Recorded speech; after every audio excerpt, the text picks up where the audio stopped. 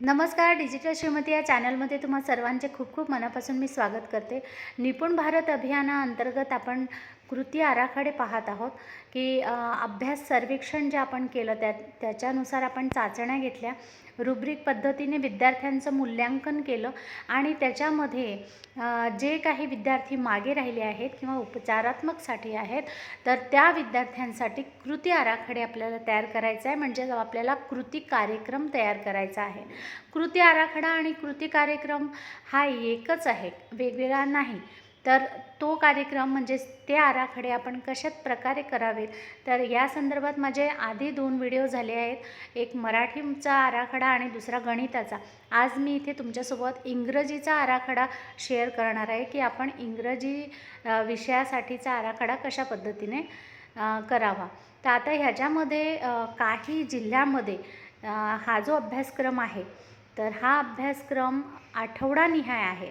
म्हणजे ह्या जो कृती आराखडे वगैरे जे आहे ते आठवडानिहाय आणि हा आठवडानिहाय अभ्यासक्रम डाएटने त्यांना प्रोव्हाइड केलेला आहे स्वतः बनवून.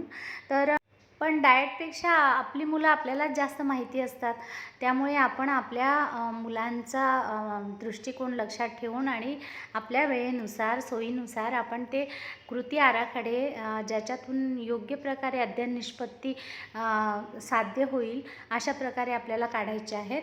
तर व्हिडिओ आवडल्यास नक्की लाईक करा, शेअर करा. चॅनलवर नवीन असाल तर सबस्क्राईब करा. बेल आयकॉनची घंटी दाबायलाही बिलकुल विसरू नका, जेणेकरून माझ्या येणाऱ्या व्हिडिओचे नोटिफिकेशन तुम्हाला सगळ्यात आधी मिळेल. काही जण हेही विचारतात की कृती आराखडे नक्की कोणत्या विद्यार्थ्यांसाठी काढायचे आहेत. तर तेही आपण पाहूया की आपण रुब्रिक पद्धतीने मूल्यांकन केलं, त्याच्यामध्ये 0, 1, 2 आणि 3 असे आपल्या LOS दिलेले होते आणि त्याच्यामध्ये शून्यावर जे आहेत त्यांना आपल्याला 1 वर घेऊन जायचं आहे. एक क्षमता प्राप्त झालेले आपल्याला 2 वर घेऊन जायचे आहेत आणि 2 जे आहेत त्यांना 3 वर 3 नंबरच्या श्रेणीवर घेऊन जायचं आहे.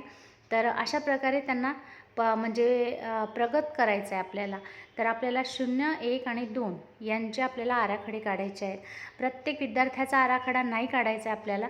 तर आपल्याला 2री ते 5वीच्या विद्यार्थ्यांचे स्तरनिहाय गट करायचे आहेत की कोण विद्यार्थी 0मध्ये आलेले आहेत, म्हणजे प्रारंभिक स्तरावर आहेत, कोण प्रगतशील आहेत. चला आपण प्रत्यक्ष पाहून आराखडे समजून घेऊयात. इंग्रजी विषयाचे रुब्रिक मूल्यांकनाची तारीख होती 29 डिसेंबर 2022 ते 31 डिसेंबर 2022. ही 2री अध्ययन निष्पत्ती आहे. याच्यामध्ये सांगितलेलं आहे आपल्याला की ask student to act according to the given instruction. जे खालील जे काही आहे लिसन अँड ॲक्ट, म्हणजे आपण काही सूचना द्यायच्या आहे त्याप्रमाणे ते करतात की नाही.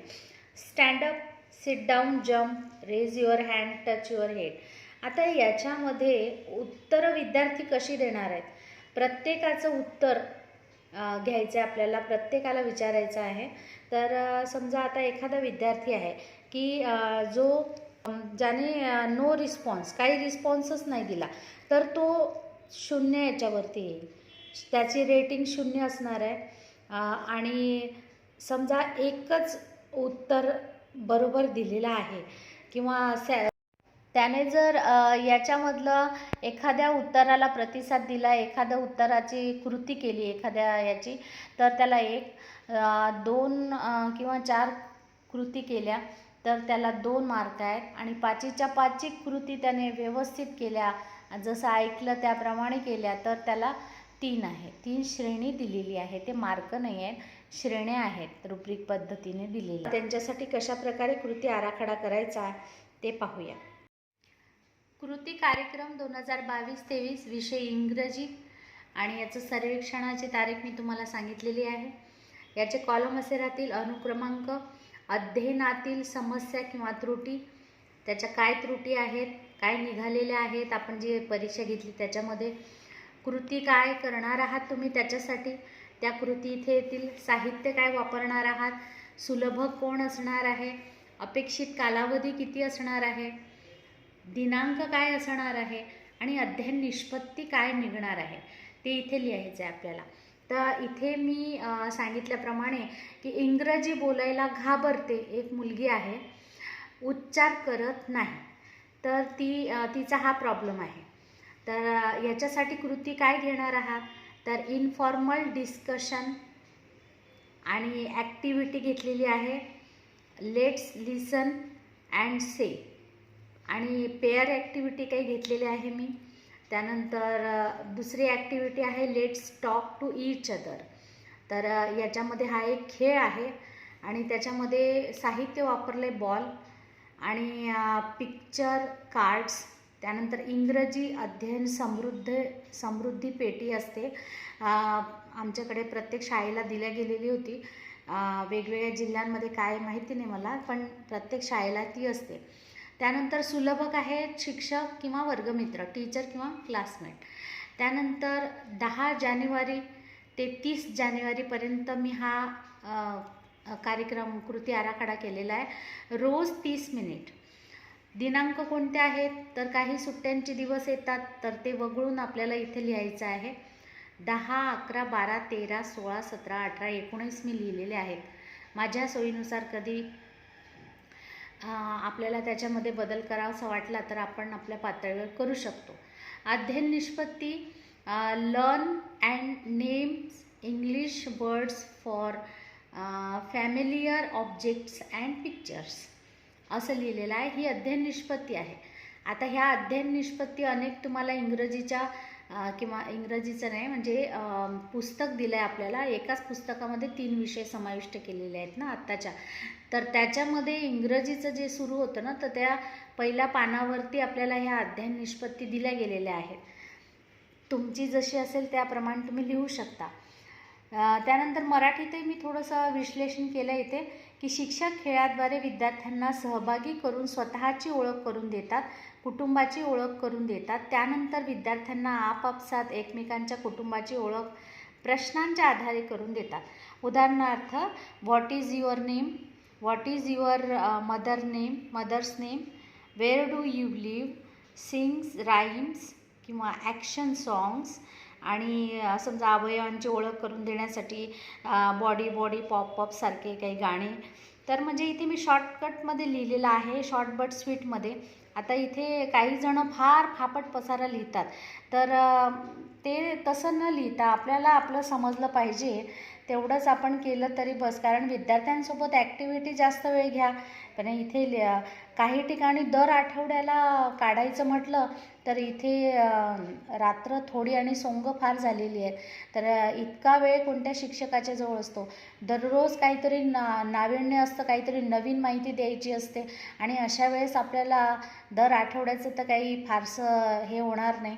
त्यामुळे महिनाभराचं आपण नियोजन केलं पाहिजे असं मला वाटते. हां, दर आठवड्याला आपण त्यांची थोडीशी चाचणी घेऊ शकतो की कुठपर्यंत आपला विद्यार्थी आलेला आहे, आपण शिकवतो त्याला कुठपर्यंत समजते आहे. तर अशा प्रकारे. तर पुढे आहे बघा, इथे दुसरीसुद्धा मी निष्पत्ती दिलेली आहे की response appropriately to commands given by teachers etcetera. ठीक आहे. त्यानंतर इथे दिलेलं आहे की दुसरी त्रुटी आहे की unable to picture reading or speak about picture. तर त्याच्यामध्ये घेतलेलं आहे की show the picture cards, appreciate their answers. त्यांना पिक्चर कार्ड दाखवून त्यांची जशी उत्तरं असतील ती ॲक्सेप्ट करा. त्यांना निराश करू नका कुठल्याही बाबतीमध्ये. शिक्षक कृतीद्वारे इंग्रजी शब्द सांगतात, विद्यार्थी त्यांची पुनरावृत्ती करतात आणि तीच प्रक्रिया प्रत्येक फ्लॅश कार्डवर करतात. ठीक आहे. तर आता इथे काय काय वापरलेलं आहे, तर इथे पिक्चर कार्ड्स ऑफ ॲक्टिव्हिटीज, त्यानंतर from English language, conceptual resources, learning materials. ठीक आहे. तर इथे अशा प्रकारे इथे बघा, तर याच्यासाठी सुद्धा कोण आहेत सुलभक, तर टीचर अँड क्लासमेट. त्यानंतर हे इथेच लिहिलेलं आहे, ते पुन्हा लिहायची गरज नाही की कालावधी किती आहे, फक्त तारखा मात्र मी टाकलेल्या आहे की 23, 24, 25, 26ला रविवार आला बघा, 27 आणि 30. तर इथे अशा प्रकारे टाकून दिलेले आहे. त्यानंतर इथे अध्ययन निष्पत्ती लिहिलेले आहेत. Associate word with picture, speaks about self picture in English. त्यानंतर लेबल द ऑब्जेक्ट्स. त्यानंतर रेकग्नाइज फॅमिलियर सिंग्स. तर आता बघा इथे म्हणजे याला अनुसरून मी ते घेतलेलं आहे, त्या ज्या अध्ययन निष्पत्ती कोणत्या आपल्याला निघणार आहेत त्याच्याद्वारे. तर अशा प्रकारे हा आराखडा इथे थोडंसं अजून एक आहे याच्यामध्ये. तर बघा इथे अध्ययनातील त्रुटी काय सांगितले की लहान मोठ्या लिपीतील अक्षर उलटसुलट बोलते. बीला डी म्हणते, डब्ल्यूला यम एक्सेट्रा. ठीक आहे. अक्षर ओळख चुकते, वाचनात चुका करते. म्हणजे मुळाक्षर ओळखताना ती चुका करते. त्यासाठी कृती काय घेतली आहे तर introduction of letter from alphabets and small letters. तर इथे बघा साहित्य का वापरलं आहे की लेटर कार्ड्स. त्यानंतर टीचर आणि क्लासमेट सुलभक आहेत. अपेक्षित कालावधी किती आहे 1 फेब्रुवारी ते 15 फेब्रुवारी, म्हणजे 15 दिवस दिले आहेत मी याला. आणि याचे तारखा इथे लिहिलेल्या आहेत. आणि इथे अध्ययन निष्पत्ती काय निघणार आहे तर students consider first last sound. ठीक आहे. तर पहिला साऊंड कोणता, लास्टचं ते ओळखतात. त्यानंतर इथे बघा काही म्हणजे त्यातच मुद्दे दिलेले आहेत. Show the pictures with name according to given set of alphabet. Teacher ask student to identify the sound and circle the first alphabet. त्यानंतर याच्यासाठी काय साहित्य वापरलेलं आहे तर wheel of words pictures from ELCRLM. म्हणजे इंग्रजीची अध्ययन समृद्धीची जी पेटी आलेली आहे त्याच्या नावाचा हा शॉर्ट फॉर्म आहे. इथे आहे शब्दपट्ट्या आणि अक्षरपट्ट्या इंग्रजीच्या. त्यानंतर इथे बघा तारखा दिलेल्या आहेत पुन्हा. आणि इथे आहे काय अध्ययन निष्पत्ती निघणार आहे तर different is between small and capital letter in print. म्हणजे ते फरक ओळखतात स्मॉल आणि कॅपिटल लेटरमधला. त्यानंतर मराठीतही काही स्पष्टीकरण दिलं आहे की अक्षर गटातील अक्षर असलेले चित्र दाखवून अक्षरांचा ध्वनी सांगणे. अशा प्रकारे अक्षर गटातील समावेश असलेले ध्वनीचे चित्र दाखवून ध्वनीची ओळख करून देऊन अक्षराचा ध्वनी प्रथम आला की शेवटी हे ओळखायला सांगणे. अक्षरापासून तयार होणारे विद्यार्थ्यांनी सांगितलेले अर्थपूर्ण शब्दांचे शब्दचक्र शिक्षक फलकावर तयार करतात. म्हणजे काय काय घेणार आहात म्हणजे ध्वनीची ओळख करून देण्यासाठी पहिला ध्वनी कोणता, दुसरा ध्वनी कोणता, शेवटचा ध्वनी कोणता, अशी त्यांना ओळख करून द्यायची आपल्याला वेगवेगळ्या कृतीद्वारे. वेगवेगळ्या तुम्ही जे काही शब्दचक्र आता इथे घ्यायला सांगितलेलं आहे ते बघा. शब्दचक्र आपण जसं मराठीचं घेतो तसंच आपल्याला इथे इंग्रजीचं घ्यायचं आहे. त्यानंतर इथे अध्ययन निष्पत्ती आलेली आहे की read simple words like cat, mat, bat etcetera. आणि इथे identify different shape of letters. तर लेटरचे शेपसुद्धा ते ओळखतील. अशा प्रकारे इथे काही दुसरी त्रुटी घेऊन मी त्या संदर्भात इथे माहिती लिहिलेली आहे. आता इथे मी बघा त्या मुलीची ही जी पहिली जी त्रुटी होती त्याच्यासाठी मी 1 महिना दिला होता आणि ती मुलगी आता बऱ्यापैकी छानपैकी रिस्पॉन्स देते. तर आता तिला 0 वरून ती निघाली. आता तिचा श्रेणी 1 प्राप्त होण्यासाठी बघा आता ही दुसरी तिच्यामध्ये त्रुटी आहे की ती जी अल्फाबेट जेव्हा वाचते त्याच्यात गोंधळ करते. ठीक आहे. तर त्याच्यासाठी मी हे काढलं आणि याची तारीख मी 1 फेब्रुवारी ते 15 फेब्रुवारी दिली आहे. 15 दिवसाचा कालावधी मी याच्यासाठी दिला आहे, त्या अल्फाबेटसाठी दिलेला आहे तिला. तर अशा प्रकारे आपण आपला हे संपला आणि त्या विद्यार्थ्याला क्षमता प्राप्त झाली तर पुढच्या स्टेपवर त्याला घेऊन जाण्यासाठी आपल्याला आराखडा काढायचा आहे.